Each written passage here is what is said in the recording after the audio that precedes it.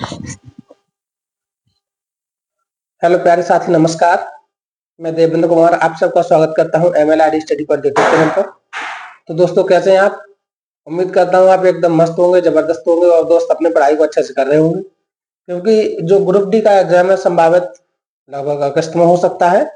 तो दोस्त, अगर अच्छे नहीं है तो आप वायदा करें कि आप अपने नंबर एक दिन सब कुछ अच्छा करेंगे।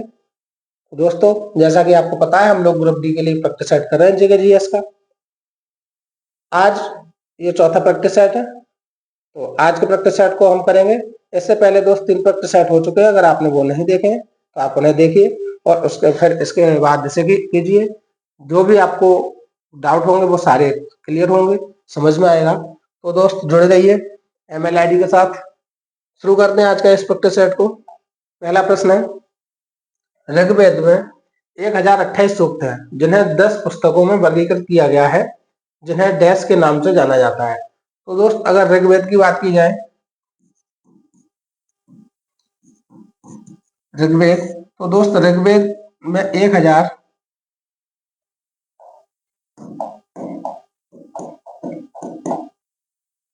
ऋग्वेद में 1028 सूक्त हैं दोस्त, 10 मंडल हैं और लगभग 10,600 मंत्र हैं, जिन्हें हम ऋचाएं कहते हैं। क्या कहते हैं दोस्त? ऋचाएं भी कह देते हैं। तो ये ऋग्वेद में संकलन है। दोस्त, अगर ऋग्वेद की बात की जाए तो ऋग्वेद को जो पढ़ता है, ऋग्वेद को पढ़ने वाले को क्या कहते हैं? इसको पढ़ने वाला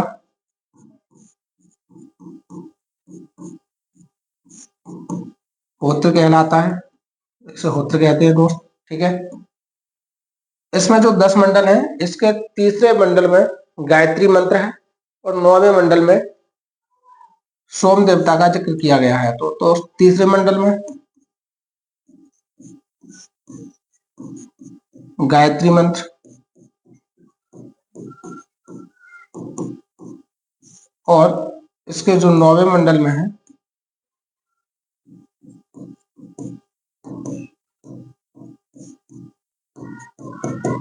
सोम देवता को बताया गया है। ठीक है दोस्त, तो ऋग्वेद में 1028 सूक्त है जिन्हें 10 पुस्तकों में वर्गीकृत किया गया है। तो इन्हें क्या कहते हैं? तो दोस्त, इसके ऑप्शन, जो इसका सही जवाब हो जाएगा वो क्या हो जाएगा? उन्हें मंडल कहते हैं दोस्त। क्या है वो? 10 मंडल कहलाते हैं। ठीक है,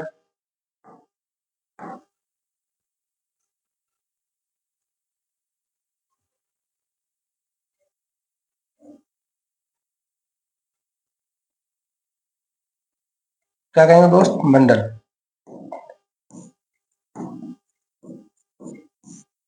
अगला प्रश्न, अगला प्रश्न, बृहदारण्यक, मुंडक और तैत्तिरीय निम्नलिखित में से किस श्रेणी के धार्मिक ग्रंथों के उदाहरण हैं? तो दोस्त, ये सभी क्या है? ये सभी उपनिषद है। क्या है दोस्त? ये उपनिषद है। दोस्त, अगर उपनिषद की बात की जाए तो सबसे पहले वेद की बात करें तो वेद कितने हैं? वेद की संख्या 4 है, पुराण 18 और उपनिषद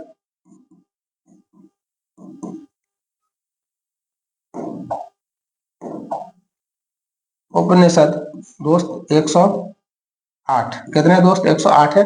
और इनमें सबसे जो पुराना और सबसे पुराना उपनिषद है,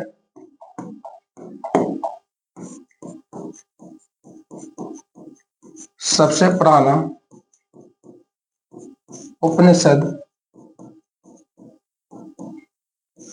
सबसे पुराना जो उपनिषद है दोस्त, वो मत्स्य उपनिषद है। कौन सा? मत्स्य उपनिषद। और दोस्त, अगर मुंडक उपनिषद की बात की जाए तो भारत का जो राष्ट्रीय वाक्य है सत्यमेव जयते। कौन सा दोस्त? सत्यमेव जयते। सत्यमेव जयते दोस्त, ये कहां से लिया गया है? ये मुंडकोपनिषद से लिया गया है। मुंडक उपनिषद।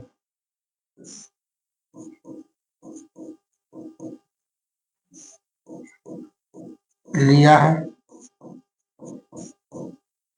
ठीक है दोस्त, तो इसका सही जवाब हो जाएगा उपनिषद। और दोस्त अगर उपनिषद की बात की जाए तो उप का मतलब होता है निकट, और निषद, उपनिषद का मतलब होता है निकट बैठकर शिक्षा ग्रहण करने वाला।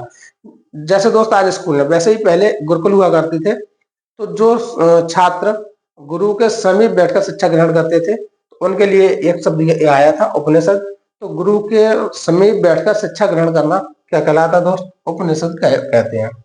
अगला, हिंदू धर्म में डैश देव को पौधों के स्वामी, रोगों के उपचारक और धन के दाता के रूप में जाना जाता है।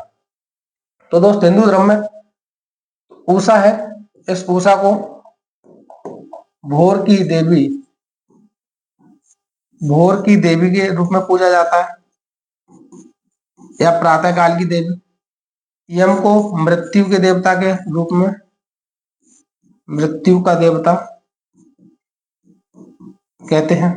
और दोस्त जो वारुणी होता है या वरुण जो होता है, इन्हें समुद्र का देवता, समुद्र का देवता या ऋतु परिवर्तन का देवता कहते हैं। कैसे दोस्त? वारुणी को ऋतु परिवर्तन।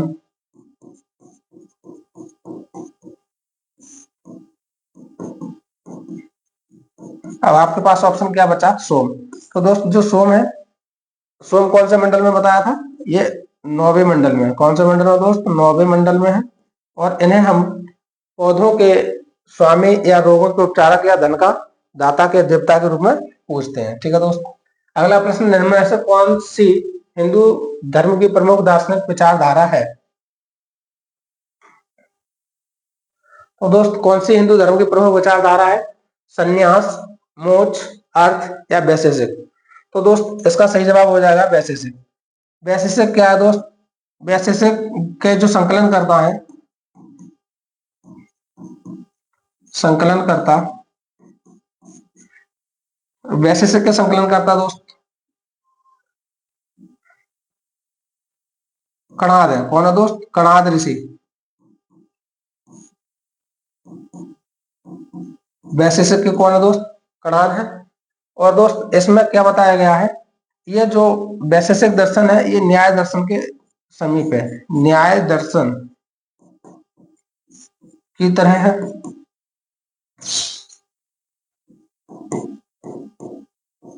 दोस्त न्याय दर्शन में 16 एलिमेंट बताए गए हैं, 16 तत्वों का जिक्र है। लेकिन जो वैशेषिक दर्शन है, ये इनमें से केवल 7 तत्वों को ही स्वीकार करता है। ठीक है दोस्त, वैशेषिक दर्शन कणाद ऋषि ने दिया था। और इसमें क्या है, जो विश्व है उसके व्यापक स्तर पर उसके बारे में जानकारी प्राप्त करते हैं। किससे? वैशेषिक दर्शन से। ठीक है दोस्त, अगला प्रश्न, निम्न में से किस वेद को कर्मकांड ग्रंथ के रूप में जाना जाता है? तो दोस्त कर्मकांड ग्रंथ के रूप में किसे जाना जाता है? दोस्त वेद कितने हैं? 4। पहला है आपका ऋग्वेद, दूसरा सामवेद, तीसरा यजुर्वेद और चौथा अथर्ववेद। ठीक है दोस्त, अगर बात की जाए किस वेद को कर्मकांड के रूप में जाना जाता है, तो यजुर्वेद को कर्मकांड के रूप में जाना जाता है। दोस्त यजुर्वेद को यज्ञ, यज्ञ का वेद, यज्ञ का वेद भी कहते हैं।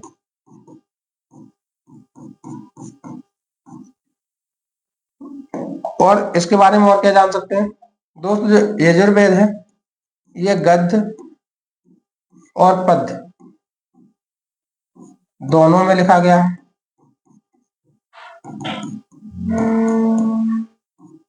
लिखा गया है दोस्त। यजुर्वेद को जो पढ़ने वाला है, पढ़ने वाला, इसे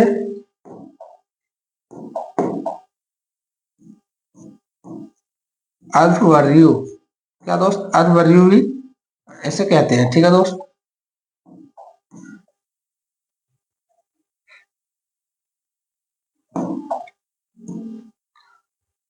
दोस्त अगर सामवेद की बात की जाए, तो जो सामवेद है, ऐसे हम संगीत का वेद कहते हैं। संगीत का वेद, संगीत का वेद। जब दोस्त पूजा अर्चना हवन करते हैं, तो उस समय जो मंत्र उच्चारित किए जाते हैं वो सामवेद से लिए गए हैं। वो संगीत के रूप में है। ये केवल किसमें है दोस्त? पद्य भाषा में लिखा गया है, पद्य में। और संगीत का वेद कैसे है? और दोस्त इसको जो पढ़ने वाला है, सामवेद को पढ़ने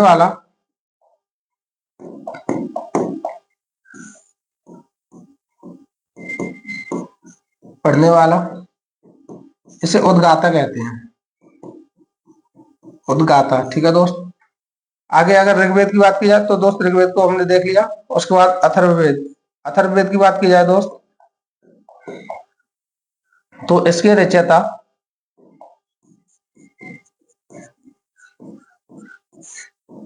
ऋषि अथर्वा है, ऋषि अथर्वा।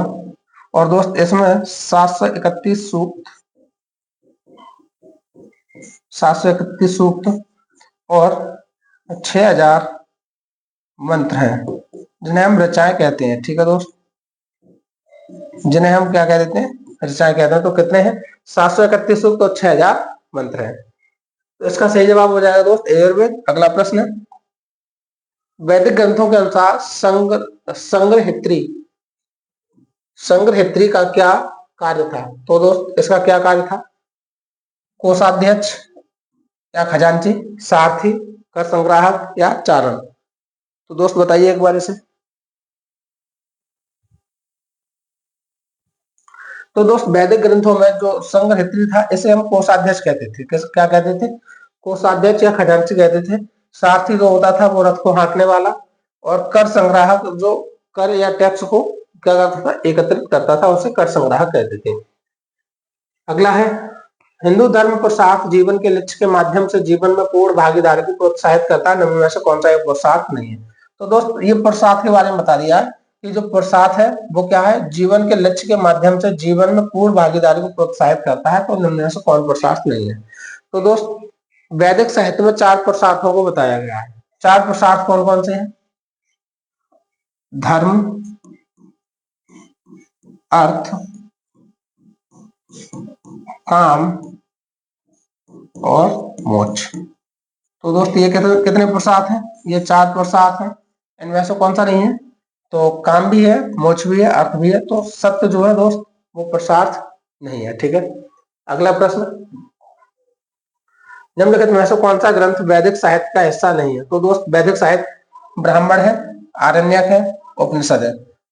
तो दोस्त वेद, पुराण, आरण्यक, उपनिषद, ब्राह्मण ग्रंथ ये सभी क्या है? वैदिक साहित्य के हिस्सा है। लेकिन अगर पिटक की बात की जाए तो दोस्त जो पिटक है ये बौद्ध धर्म से संबंधित है। किससे? बौद्ध धर्म का ग्रंथ है।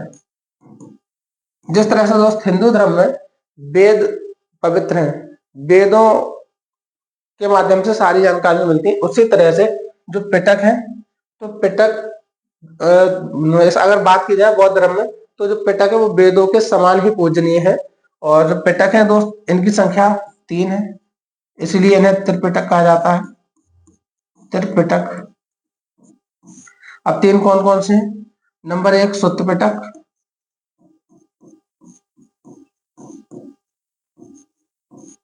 दूसरा विनय पिटक, विनय पिटक, और तीसरा अभिधम्म पिटक।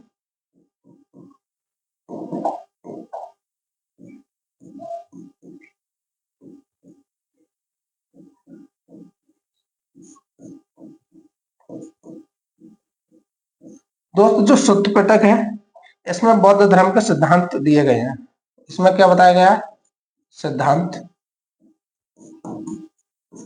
और दोस्त अभिधम्म पिटक है, इसमें बौद्ध धर्म का दर्शन बताया गया है। और इसमें दोस्त शिक्षाएं, विनय पिटक में क्या बताया गया है? शिक्षाएं दी गई हैं। ठीक है दोस्त। अगला प्रश्न देखते हैं। अगला प्रश्न है, हिंदू धर्म में इनमें से किस देवता को सृजनकर्ता माना जाता है? तो दोस्त हिंदू धर्म में सृजनकर्ता किसे माना जाता है?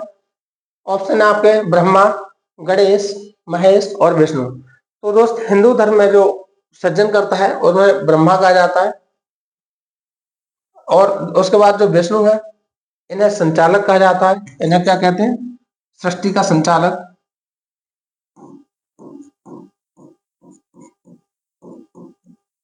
और जो महेश है इन्हें विनाशक। अगर सृष्टि का विनाश कोई करता है तो कौन? महेश को कहा जाएगा। अगर संचालन, सृष्टि के संचालन के रूप में विष्णु को।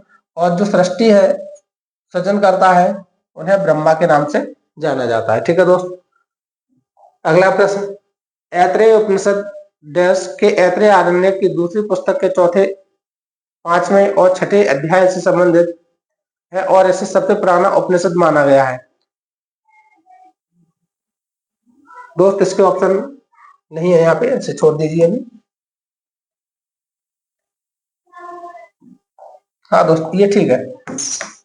ऐत्रेय उपनिषद के ऐत्रेय आरण्य की दूसरी पुस्तक के चौथे, पांचवें और छठे अध्याय से संबंधित और इसे सबसे पुराना उपनिषद माना जाता है। तो दोस्त ऐत्रेय किसका है? यह ऋग्वेद का है। ऐत्रेय और तैत्रेय जो उपनिषद है वो किसके हैं दोस्त? ऋग्वेद के उपनिषद है। ये ठीक है। अगला प्रश्न, निम्नलिखित में से कौन सी भारतीय संविधान की एक प्रमुख विशेषता नहीं है? तो दोस्त भारतीय संविधान की प्रमुख विशेषता क्या नहीं है? भारतीय संविधान में मूल अधिकार है, ये तो है। सरकार का संसदीय स्वरूप, ये भी है। संघवाद की स्थापना, ये भी है। लेकिन दोस्त सामंतवादी या सामंतशाही को प्रोत्साहन नहीं दिया जाता, तो इसका सही जवाब हो जाएगा ऑप्शन नंबर डी। तो दोस्त और क्या क्या भारतीय संविधान की विशेषता है? भारतीय संविधान की अगर विशेषताओं की बात की जाए तो कठोर और लचीला है, निर्मित संविधान है,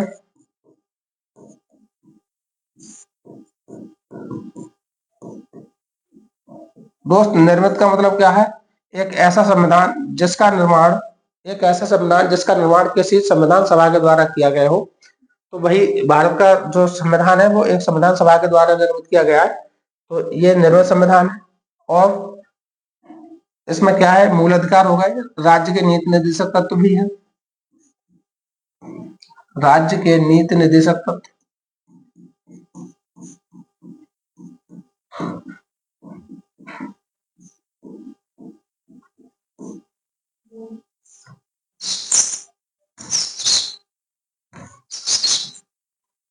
राज्य के नीति निर्देशक तत्व हो गए। और दोस्त इसमें संविधान सर्वोच्च है,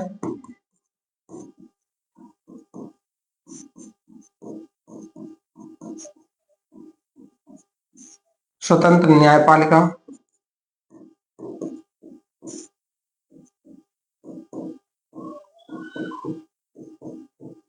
तो दोस्त और बहुत सारी इसकी विशेषताएं भारतीय संविधान की। ठीक है दोस्त, तो इसका सही जवाब हो जाएगा सामंतशाही को प्रोत्साहन। दोस्त अब अपने भारत में सामंतशाही का प्रोत्साहन नहीं है।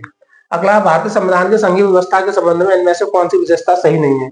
संसद के निम्न सदन में राज्यों का समान प्रतिनिधित्व, ये तो ठीक है दोस्त। अगला, संसद के उच्च सदन में सभी राज्यों का समान प्रतिनिधित्व, ये भी ठीक है। और ये दोहरी नागरिकता, ये भी ठीक है दोस्त। कौन सा नहीं है? द्वैध शासन अब यहाँ पे नहीं होता है। तो दोस्त ये क्या है? भारतीय संविधान की संघीय व्यवस्था के संबंध में एक विशेषता है।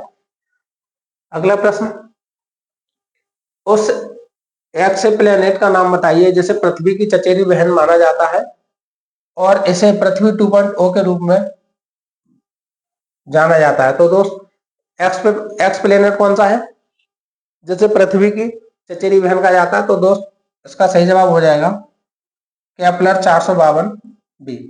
दोस्त जो केपलर 452 बी है, ये केपलर 452 के चारों ओर परिक्रमा करता है और इसकी खोज 2015 में की गई थी। कब? 2015 में खोज की गई। और जो भूगोलवेत्ता है इन्होंने इसे पृथ्वी की चचेरी बहन या पृथ्वी 2 का नाम दिया है। किसे? केपलर 452 बी को। अगला प्रश्न, वह कौन सा नक्षत्र है जिसे हंटर भी कहा जाता है? तो दोस्त जो ओरियन नाम का एक नक्षत्र है, एक तारामंडल है, जिसे हम हंटर के नाम से भी जानते हैं। अगला प्रश्न है, हुसरी या हुसरी प्रदर्शन निम्नलिखित में से किस राज्य से संबंधित है? तो दोस्त हुसरी कहाँ होता है? यह असम में होता है। कहाँ पे? असम में होता है। दोस्त अगर महाराष्ट्र की बात की जाए तो जैसे गुड़ी पड़वा ये महाराष्ट्र का नव ईयर भी है।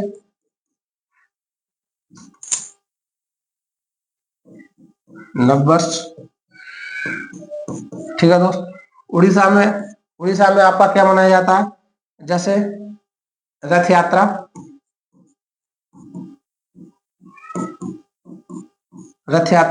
रज पर्व, रज पर्व।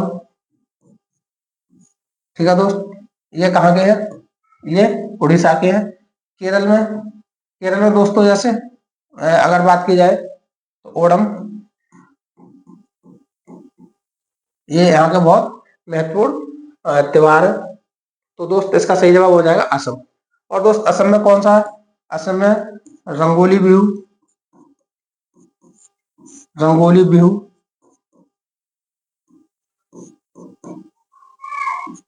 तो और भोगाली बिहू। ठीक है दोस्त, तो रंगोली बिहू के समय जो प्रदर्शन किया जाता है उसे हुसरी नाम से जाना जाता है। इसमें क्या होता है, जो हुसरी समूह होता है वो ढोल और ताल, उमंग, करताल इनके साथ बजाते हुए ये क्या करते हैं, आगे बढ़ते हैं।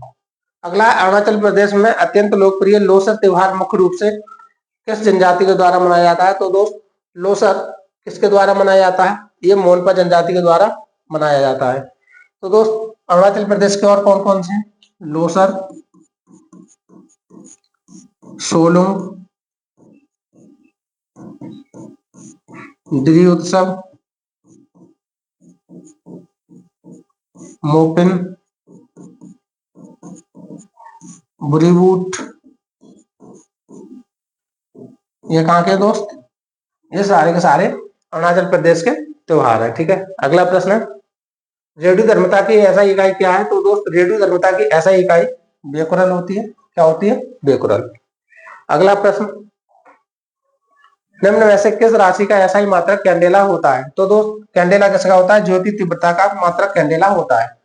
बल का अगर ऐसा ही मात्रक की बात की जाए तो न्यूटन होता है। ठीक है दोस्त, अगर दोस्त ऐसा ही मात्रक की बात की जाए तो मुख्य रूप से 7 भौतिक राशियां हैं। कितनी? 7। अगर लंबाई की बात की जाए तो लंबाई का ऐसा ही मात्रक मीटर हो गया। तापमान तापमान का केल्विन हो गया। उसके बाद पदार्थ की मात्रा,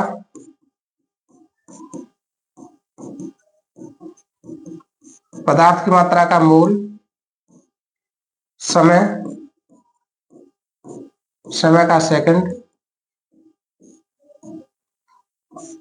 समय, और दोस्त आपका ये हो गया ज्योति तीव्रता।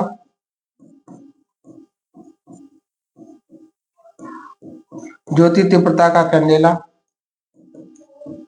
ठीक है दोस्त,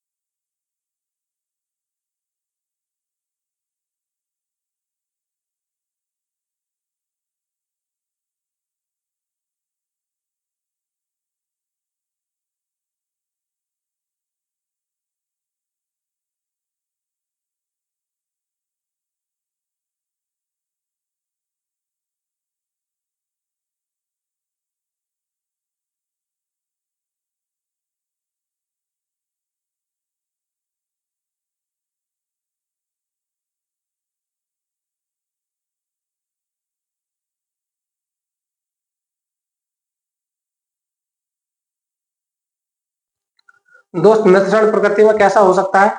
समांगी, विषमांगी, समांगी और विषमांगी दोनों। तो दोस्त ये मिश्रण दोनों ही प्रकार के होते हैं। दोस्त समांगी और विषमांगी क्या है?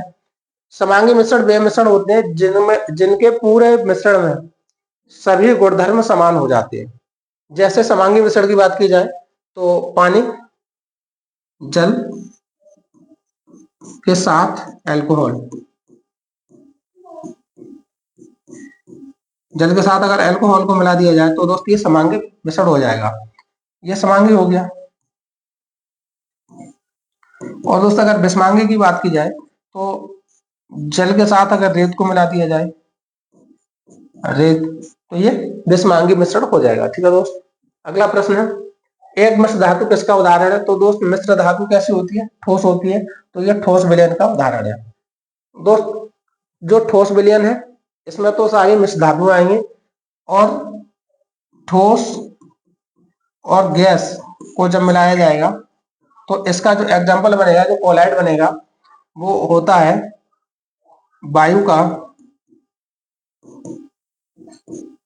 कपूर से, वायु और कपूर ऐसे लोगों दोस्त, वायु और कपूर ये क्या है, ठोस और गैस का हो गया दोस्त। अगर द्रव्य द्रव्य का पूछा जाए, द्रव और द्रव का, तो आप यही लिख दो जल और अल्कोहल।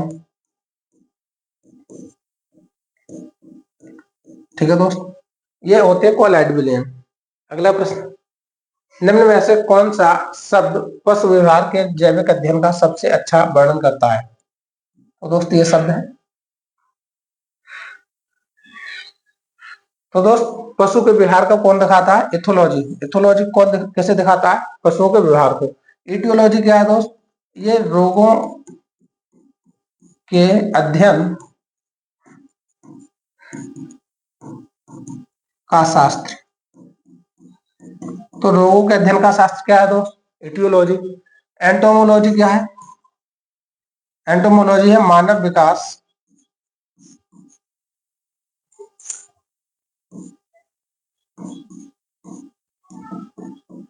एक मिनट दोस्त।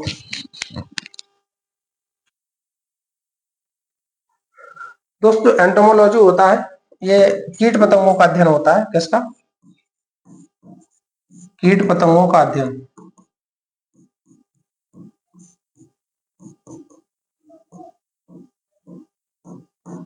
और अगर मानव का अध्ययन की बात की जाए, मानव विकास का अध्ययन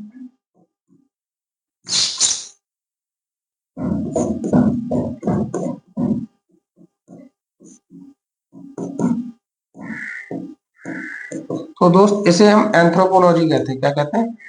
एंथ्रोपोलॉजी। ठीक है दोस्त, अगला प्रश्न है, हीमेटोलॉजी का अध्ययन किससे संबंधित है? दोस्त हीमेटोलॉजी, जो हीमोग्लोबिन होता है वो किसमें होता है? रक्त में। तो इसका जो अध्ययन होगा वो हीमेटोलॉजी किसके अध्ययन को कहते हैं? रक्त के अध्ययन को कहते हैं। ठीक है दोस्त, अगला प्रश्न, एक एकीकृत परिपथ सामान्यतः जाना जाता है। तो दोस्त एकीकृत परिपथ इसे कहते हैं integrated circuit. Integrated circuit IC. तो आईसी होता है जो चिप होता है दोस्त, उसे एकीकृत परिपथ कहते हैं।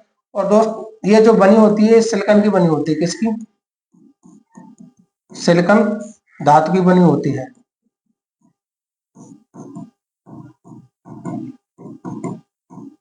तो दोस्त कंप्यूटर की कुल कितनी पीढ़ियां हैं? 5। तो जो आईसी आया था ये तीसरी पीढ़ी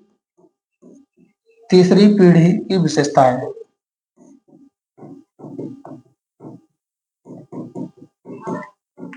किस पीढ़ी की दोस्त? तीसरी पीढ़ी की विशेषता है। अगला प्रश्न, निम्नलिखित में से कौन सा सेंट्रल प्रोसेसिंग यूनिट का एक घटक है? तो दोस्त सीपीयू। सीपीयू का एक घटक कौन सा है? सीपीयू। तो दोस्त सीपीयू की अगर बात की जाए, सीपीयू आज इसका खात्मा करते हैं। सीपीयू इसे कंप्यूटर का मस्तिष्क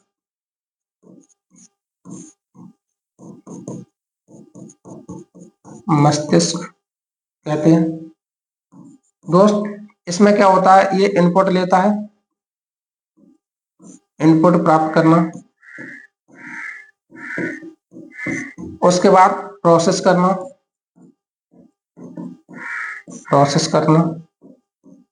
और आउटपुट दिखाना।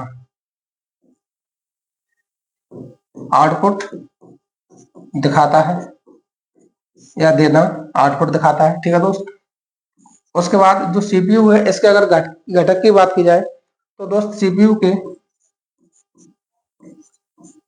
3 घटक होते हैं।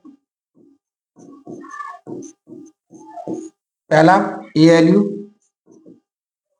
अर्थमेटिकल लॉजिक यूनिट, दूसरा कंट्रोल यूनिट,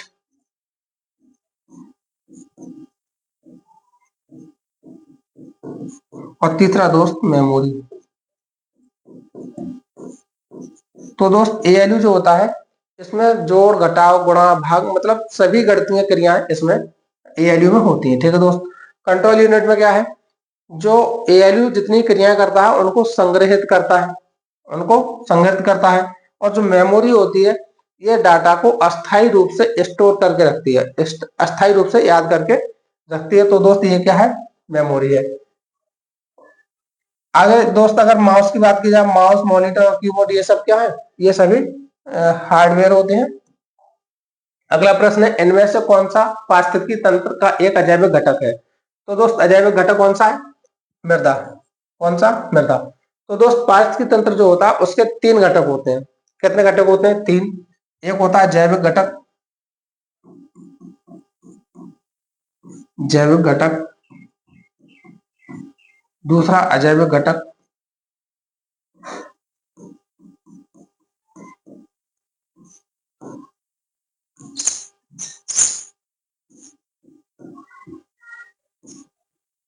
और दोस्त जो तीसरा होता है वो ऊष्मा का घटक होता है, ऊष्मीय घटक। तो दोस्त जो जैविक घटक होते हैं इसमें जीव आते हैं। तो जीव कौन कौन से? जैसे कवक, पेड़ पौधे, कीट पतंगे,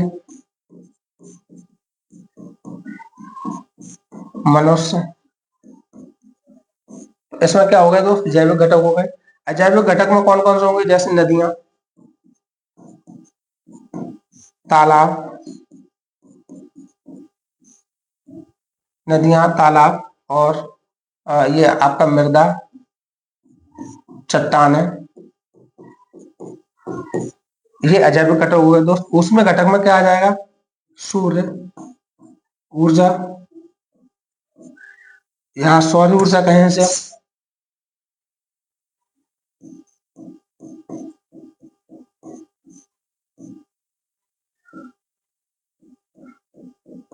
और पवन ऊर्जा, ये दोस्त क्या है इसके? उसमें घटक के अंतर्गत आता है। तो दोस्त ये था आज का प्रैक्टिस सेट। कैसा लगा प्रैक्टिस सेट दोस्त? कमेंट के माध्यम से जरूर बताएं। अगर चैनल पे नए हैं तो चैनल को सब्सक्राइब करें दोस्त, और वीडियो अच्छी लगी हो तो लाइक करें, शेयर करें दोस्त। मिलते हैं अगले नए प्रैक्टिस सेट में सेम समय पर। तब तक कर जुड़े रहिए MLRD स्टडी पॉइंट के साथ दोस्त। Thanks for watching.